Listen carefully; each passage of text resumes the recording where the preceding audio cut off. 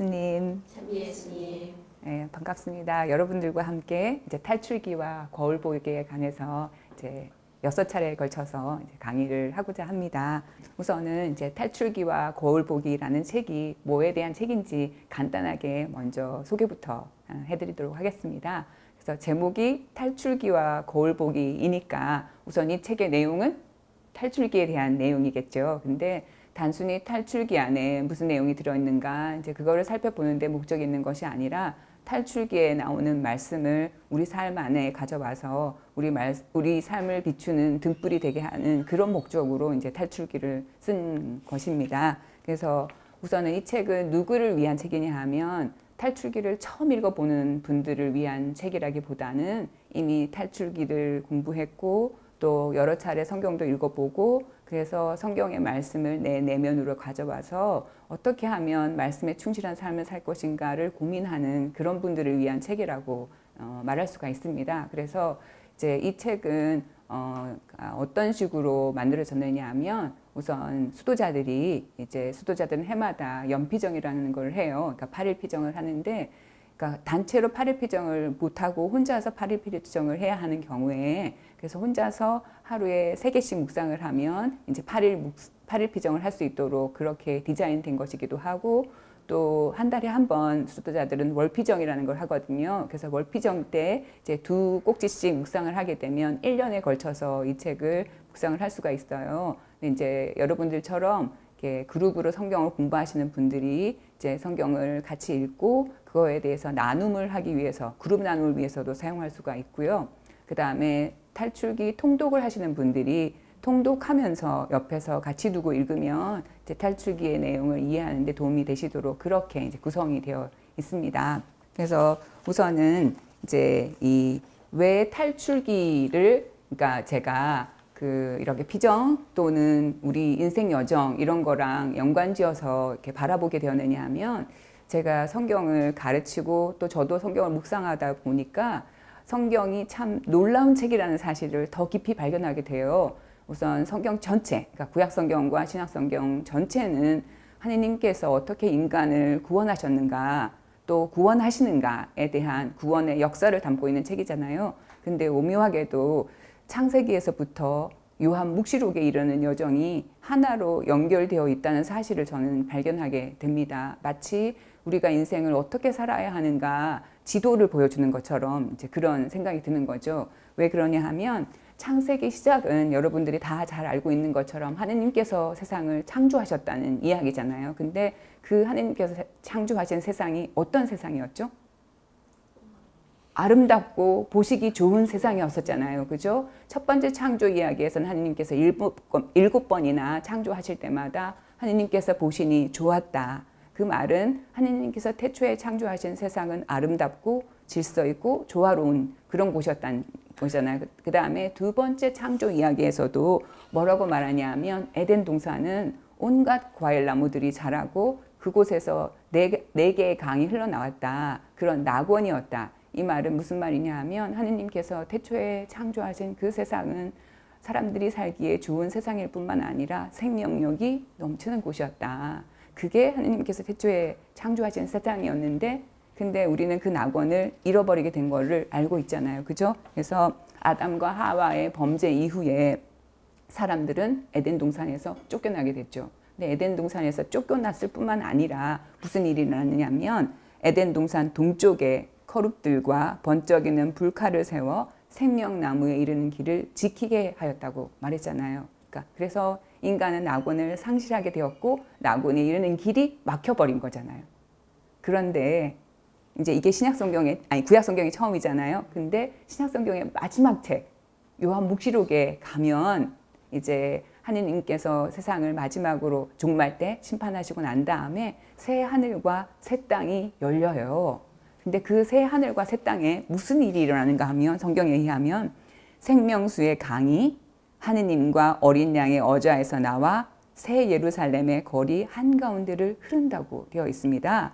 그리고 이 강 양쪽에 12번 열매를 맺는 생명나무가 다달이 열매를 맺는다고 되어 있어요. 그러니까 요한묵시록의 마지막에 가면 생명나무로 가는 길이 열리는 거죠. 그러니까 낙원이 회복되는 거죠. 그래서 성경 전체는 낙원을 잃었는데 어떤 과정을 거쳐서 마지막에 다시 낙원이 회복되는가 하는 것이고, 따라서 우리가 구원 역사 안에 살아가는 우리도 우리의 여정의 목표가 낙원을 회복하는 데 있다는 것을 이제 볼 수가 있는 거잖아요. 그죠? 이게 성경 전반의 여정이라면, 그러면 탈출기의 여정은 뭐냐면, 탈출기의 여정은 이스라엘 사람들이 에집트에서 고된 노예살이를 하다가 이제 거기를 떠나서 약속의 땅을 향해 가는 여정이잖아요.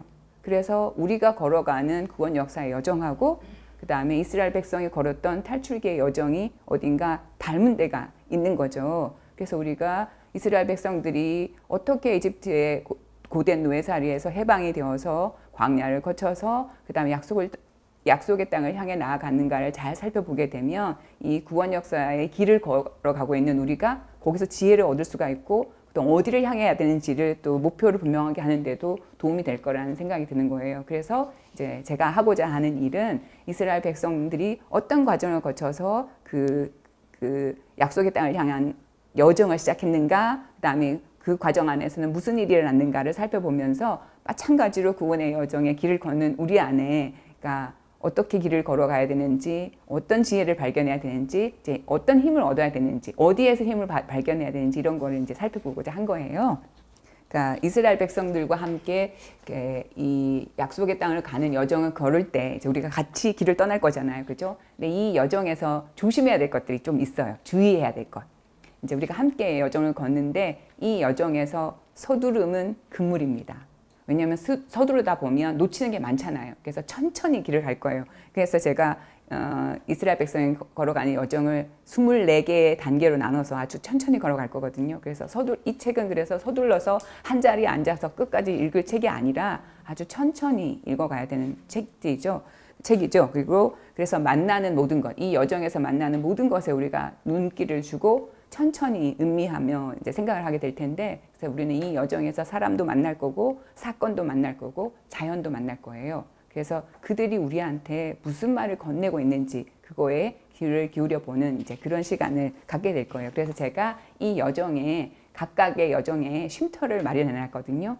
제가 영혼의 쉼터 뭐 이렇게 이제 이름을 붙였는데, 이제 그 쉼터에서는 무슨 뭘 해야 되는 일이 아니라 정말 쉬는 거예요. 그러니까 나무에 등을 기대고 앉아서 천천히 주변을 살펴보면서 여기 뭐가 있나 이제 이렇게 천천히 살펴볼 텐데, 그래서 그곳은 이제 24곳의 쉼터를 마련해 놨는데, 그곳은 육신과 영혼이 새 힘을 얻도록 허락된 공간과 시간입니다. 그래서 그 쉼터에서는 이제 이렇게 우리가 여정을 걸어왔으니까 지나온 여정을 한번 살펴보는 거예요. 우리가 무엇을 받고 무엇을 체험했는가, 그 다음에 또 앞으로 가야 할 여정의 방향하고 목적을 마음에 되새기는 이제 그런 시간인 거예요. 근데 제가 이 쉼터에 거울을 마련해 놨거든요. 제목을 보면 탈출기와 거울보기잖아요. 그래서 사람들은 궁금해 할 수가 있어요. 탈출기랑 거울하고 무슨 상관이 있는가? 제가 이 생각을 하게 된 거가 이제 성녀 글라라가, 제가 이제 프란치스코의 수도자이니까 이제 성녀 글라라가 이제 프라하의 복녀 아니스에게 보낸 4통의 편지가 남아 있어요. 근데 두 사람은 한 번도 만난 적이 없어요. 근데 그 프라하의 복녀 아니스는 공주였었어요. 그 나라의 공주였었는데 글라라 성녀에 대한 소문을 듣고 너무나 감동을 받고서 거기서 자신이 이제 글라라 성녀의 정신을 따르는 수도원을 세워요. 관상 수도원을 세우고 이제 살잖아요. 그러니까 글라라 성녀가 일종의 영적 지도를 하는 편지를 보낸 거예요. 그 편지가 굉장히 아름답거든요. 근데 그 중에 4번째 편지에 보면 이런 글이 있어요. 무슨 내용이 있냐면, 이 글은 제가 아름다워서 읽어드릴게요. 그리스도는 영원한 영광의 광채요, 영원한 빛의 반사이며 티 없는 거울이십니다. 그러니까 그리스도를 거울이라고 설명하시는 거예요. 예수 그리스도의 정배여, 왕후이신 자매여, 이 거울을 매일 들여다 보십시오. 그리고 거기에 비친 당신의 얼굴을 보고 안팎으로 단장하고 여러 색깔의 꽃들로 치장하여 지극히 높으신 임금님의 딸과 정결한 정배에게 있어야 하는 온갖 덕행의 옷을 입도록 하십시오. 그래서 매일매일 우리가 마치 화장하고 우리 자신을 꾸미는 것처럼 그리스도라는 거울에 우리 자신을 비추어 보고 덕행의 옷으로 우리를 치장하라, 이렇게 말했잖아요. 그래서 저는 이거에 힌트를 받아서 그래서 탈출기의 말씀도 우리의 거울로 삼을 수가 있겠다. 그래서 우리 탈출기와 거울 보기에서는 이제 탈출기의 말씀을 거울로 삼아서 그 말씀에 우리를 이렇게 비추어 보고 우리가 뭐가 잘못됐나 고치기도 하고 다듬기도 하고 이제 그렇게 하는 시간을 이제 마련하게 될 것입니다. 그래서 각 쉼터마다 제가 거울을 이제 마련해 놨어요. 그래서 그걸 보게 될 텐데 그러면 이제 이 여정을 출발하게 될 텐데 이 여정이 그러니까 여행을 떠나려면 여행 준비물이 있어야 되잖아요. 준비물이 뭐냐 하면 우선은 우리는 각자 인생을 이미 살아왔으니까 내가 걸어온 인생 여정 그거가 하나의 준비물이 되겠고 또 하나의 준비물은 공간이 좀 마련될 필요가 있어요. 왜냐하면 말씀과 더불어서 내가 쉬고 해야 되는 거니까 아무한테도 방해받지 않을 공간이 필요해요. 그게 내 독방일 수도 있고 아니면 야외에 나갈 수도 있고 어쨌든 방해받지 않을 공간이 필요하고 시간도 침묵 가운데 고요히 머물 수 있는 시간이 필요한 건데 이제 한 쉼터마다 1시간이면 넉넉해요. 그러니까 1시간 정도의 시간과 그 다음에 방해받지 않을 공간 그것이면 충분한 준비물입니다. 그것만 있으면 되고 또 도움이 된다면 공책을 하나 마련하시면 좋을 것 같아요. 그래서 내가 각 말씀 앞에 머물면서 나 자신을 돌아보다 보면 내 안에 여러 가지 생각이 일어나게 돼요. 그거를 놓쳐버리지 말고 공책에 잘 적어 놓게 되면 나중에 내가 나를 돌아볼 때 이 공책은 또다시 나에게 거울이 될 수 있거든요. 맞아 내가 그때 이런 생각을 했었지 이런 깨달음이 있었는데 또 잊어버리고 있었네 하고 나 자신을 상기시킬 수 있기 때문에 그래서 공책까지 하나 마련해서 그 쉼터에서 일어나는 생각을 한번 적어 보시면 좋을 것 같아요. 이게 이제 여행의 준비물이에요. 그래서 이제 여행을 떠나볼까요 한번? 여행을 떠나볼 텐데요. 그러면 이제 우선은 여행을 떠나기 전에 우리가 탈출기란 뭔지 전반적인 것 배경을 한번 익히고 가면 우리가 원래 여행 떠날 때도 전혀 공부하지 않고 가지 않잖아요. 내가 어느 나라를 간다 하면 그 나라가 어떤 나라인지 대강을 살펴보는 것처럼 탈출기 전체적인 개요만 한 번만 이렇게 쭉 살펴보고 그 다음에 이제 여행을 떠날 텐데요. 이제 탈출기 우리나라 말로는 탈출기라고 하지만 영어로는 엑소더스라고 하죠. 근데 그 엑소더스라고 하는 제목은 70인역 그리스어 제목에서 나온 거예요. 히브리어 제목은 그런 거가 아니라 셔모트라고 해서 이름들이에요. 왜냐하면 처음에 그 이름들이 나오잖아요. 그죠? 그 야곱의 후손들이 이집트에 내려갔는데 70명의 후손들 이름 소개해 주는 것이 나오기 때문에 히브리어 제목은 셔모트라고 하는 거죠. 근데 이제 탈출기는 모세오경 안에 속하잖아요. 그러니까 모세오경이 창세기가 있고 탈출기, 레위기, 민수기, 신명기인데 이제 탈출기는 신명기까지 합쳐져서 그 책 4권이 그러니까 탈출기의 시작이 모세의 탄생 이야기죠. 그 다음에 신명기의 마지막이 모세가 죽는 이야기예요. 그래서 이 4권은 모세라는 한 인물과 이제 연관이 되어 있는 책이죠. 그러면 창세기가 이제 세상의 기원과 이스라엘의 성조들의 기원에 대한 이야기라고 한다면 이제 탈출기는 모세의 탄생과 시나이 계약이 이루어지는 거고 레위기는 시나이 산에서 그러니까 성막을 다 짓고 난 다음에 그 앞에서 한 달 동안 모세가 이스라엘 백성들한테 이제 성막이 우리 가운데 있으니 거룩하신 하느님께서 우리와 함께 계시니까 우리가 어떻게 거룩하게 살아야 되는가 하는 걸 들려주는 이야기예요. 레위기는. 그래서 그 앞에서 말해주는 거고 민수기는 이제 시나이 산에서 드디어 길을 떠나요. 민수기 10장에 보면 드디어 시나이 산을 떠나거든요. 그래서 광야 여정하는 이야기가 나오게 되고 그래서 그것이 어디에서 끝나느냐 하면 모압 평원에 이르게 되죠. 신명기는 이스라엘 백성이 모세와 함께 모압 평원에 이르렀을 때 모세가 마지막으로 백성들한테 들려주는 말씀이에요. 그러니까 지난 시간을 회고하면서 우리가 약속의 땅에 들어갈 때 어떻게 살아야 되는지를 백성들한테 그러니까 훈계하고 설교하는 이제 이야기란 말이에요. 이렇게 되어 있는 거죠. 그래서 모세의 탄생과 모세의 사망에 이르는 이 4권의 책들이 이제 이스라엘이 에집트를 떠나서 어떻게 그 약속의 땅 직전까지 이르게 되었는가 하는 이야기를 들려주는 거고 탈출기는 그 시작 부분에 해당되는 책이라고 이제 할 수가 있잖아요. 근데 탈출기는 이 4권의 책 중에서도 특별히 그러니까 이스라엘 백성들한테서 중요하게 여겨지는 이유는 이스라엘 백성의 그 역사에 있어서 그러니까 뿌리가 되는 체험들이 이루어진 그런 책이기 때문에 더 중요하게 여겨지죠. 예를 들면 하느님의 이름이 야훼라는 것이 처음으로 게시된 책도 탈출기고 시나이 계약이 소개되는 것도 이 책이고 그 다음에 이스라엘 백성한테 중요한 법인 십계명과 계약 법전이 주어지는 것도 여기고 그 다음에 성막이 세워지는 것도 여기고, 그래서 이스라엘의 뿌리 체험에 해당되는 사건들이 이 책에서 다 이루어지기 때문에, 그래서 특별히 모세오경 중에서도 탈출기는 중요한 책이라고 이제 볼 수가 있는 거죠. 그래서 탈출기의 여정은 장소로 치면 7장소에서 이루어져요. 그래서 먼저는 시작 부분이 에집트에서 이루어지죠. 근데 모세가 에집트에서 미디안으로 달아나죠. 미디안으로 갔다가 다시 하느님의 부르심을 받고 미디안에서 시나이산에서 하느님을 만나고, 거기서 다시 미디안으로 갔다가 다시 이집트로 가고, 그 다음에 이스라엘 백성들을 데리고 이제 광야로 갔다가 시나이산에 이런 여정인 거잖아요. 그래서 장소적으로 이제 그렇게 되는데, 우리는 그 장소를 따라가면서, 왜냐하면 우리가 여행을 떠나는 거니까 장소는 중요하잖아요. 그래서 그 장소를 따라서 그렇게 이제 살펴보게 될 것입니다.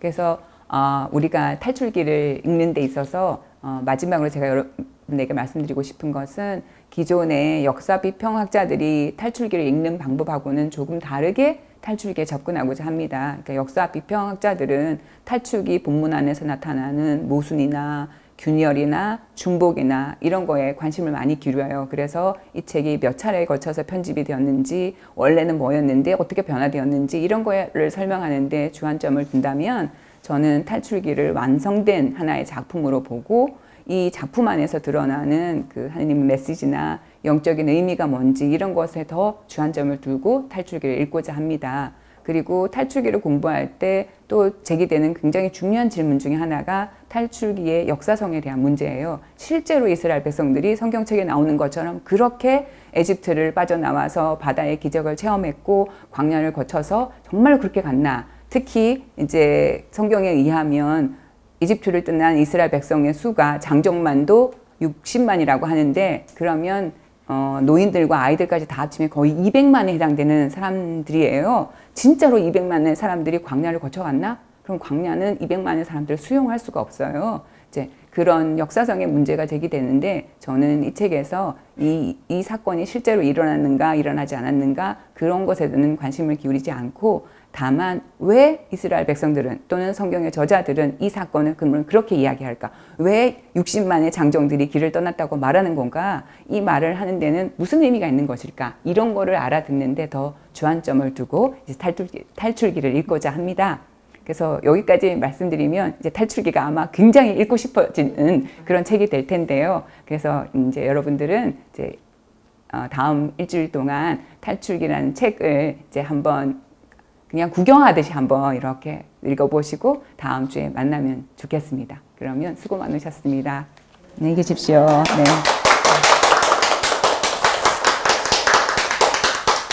이스라엘이 성경 밖에서 최초로 언급된 비문이에요. 두 번째 거울은 탈출기 1장 8절부터 14절까지잖아요. 거기에는 이스라엘 백성들한테 급격한 반전이 일어나는 거잖아요.